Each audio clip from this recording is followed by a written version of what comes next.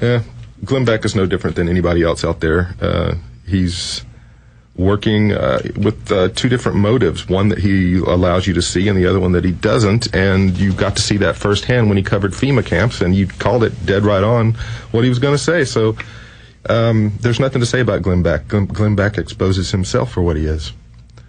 Simple. Well, I knew how they operated. The only thing I didn't foresee was that it'd be Popular Mechanics doing it. But it's that straw man model. So I thought, what has been proven to not be camps? And I said, well, that camp down in Louisiana is really for NATO troops to train for a camp in Europe. If I was going to debunk, I'd do that and the railway Amtrak station.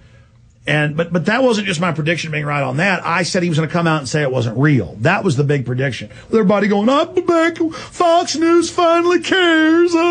They were doing that to get people's confidence.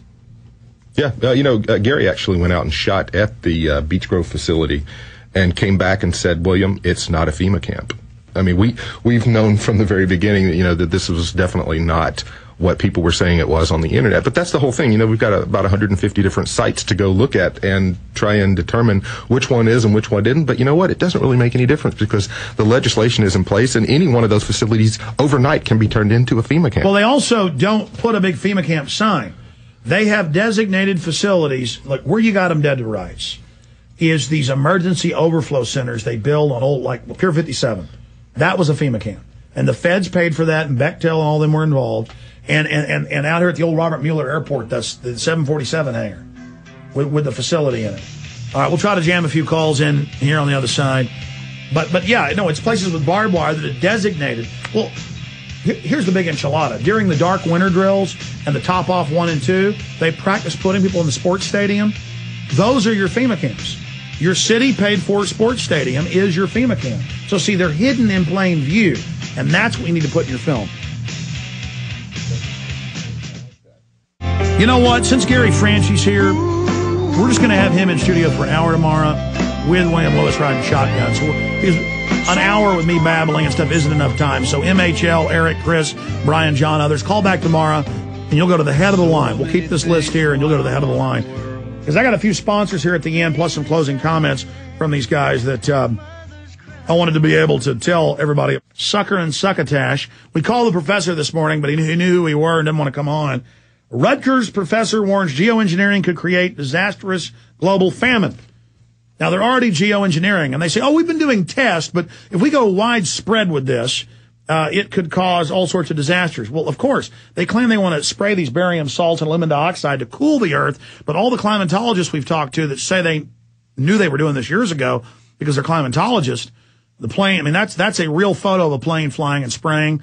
The artist just added skulls in the background. I think it's a more powerful photo without the skulls, but regardless, it makes the point. Here's the Wall Street Journal. It's time to cool the planet. Cutting greenhouse gases is no longer enough to deal with global warming. And it goes on. He argues that we also have something more direct. And they go into how they've got to terraform. Folks, we've exposed they're doing this now. They just admit they're doing it, but to save us. So I'll cover that first thing tomorrow on the show, and you guys will be back here with us again tomorrow for another visit. But anything else you'd like to say, William Lewis? No, we're just thrilled to be here. Happy to have you inviting us back, and we're going to put you in this FEMA documentary, and I think we're going to wake up some people. So that's the whole point.